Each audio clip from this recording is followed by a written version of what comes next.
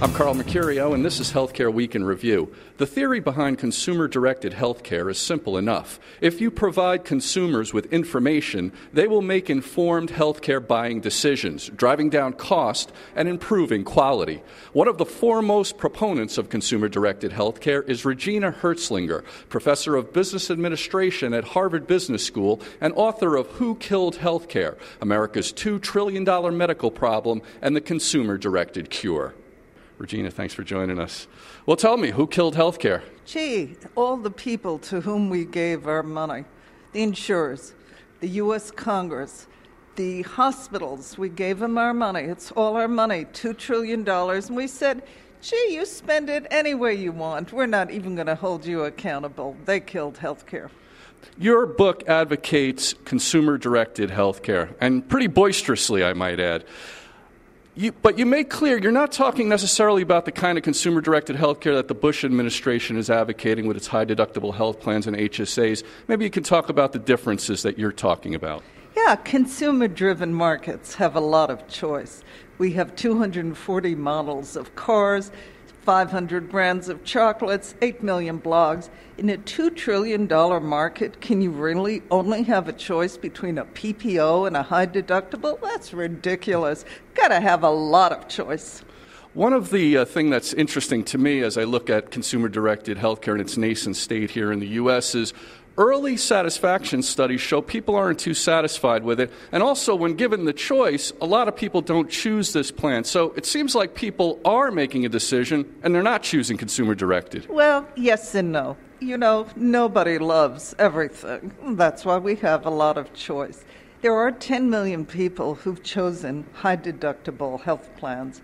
It's been the fastest-growing financial product we've ever had. But it's not for everybody, and if they want something else, we should give them something else. $2 trillion, it's as big as the GDP of China. We should have a lot of choice. Let me just go through your plan here. You're saying that you would mandate that people buy health insurance. You would have the government give subsidies to the poor people who can't afford the coverage. You'd have the government require publication of performance data. Then you're counting on entrepreneurs to come up with new health insurance products and specialty hospitals that would provide episode of care treatment to people at a flat fee. And then you're saying you want payments to providers to be risk adjusted to avoid adverse selection. Now, wouldn't it just be easier to give everybody health insurance, Medicare for everybody? It would be disastrous. You know, these people who love single payer, they say it'd be so much cheaper if the government did it. Well, why don't we have the government buy our cars, buy our houses, buy our food, buy our clothes? Because we know they'd screw it up. They wouldn't give us what we want. Now, the open market, in a sense, kind of got us in the position we're in now. Why would the open market help us in the future? We never had an open market. We said we had an open market, but I turn over a huge part of my salary, $10,000 to $15,000, to my employer, and then they do something with it, and I don't know what the hell they do with it. And then I pay another huge wad of money in taxes for Medicare and Medicaid, and I don't know what they do with that. Give me back that money. Let me control it. I can do a better job than they. Let me tell you a quick story. I have a consumer-directed health plan, a high deductible coupled with an HCA. I came home one day. My wife was crying. She had the flu. She went to a local physician to get a quick checkup.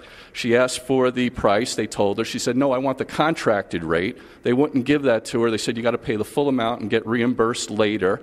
And I came home, and she walked out, and I came home to catch her crying, cursing me out for this damn plan. Now, my question to you is, how do I impress upon her that this experience is a good thing?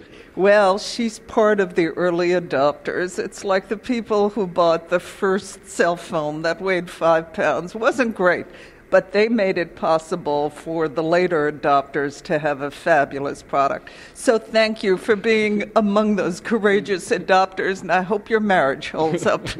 Regina, finally, how close are we to this versus universal health care of another sort like Massachusetts versus single payer? Which way are the political winds really blowing here? We're going to go to universal health care. There's no question in my mind.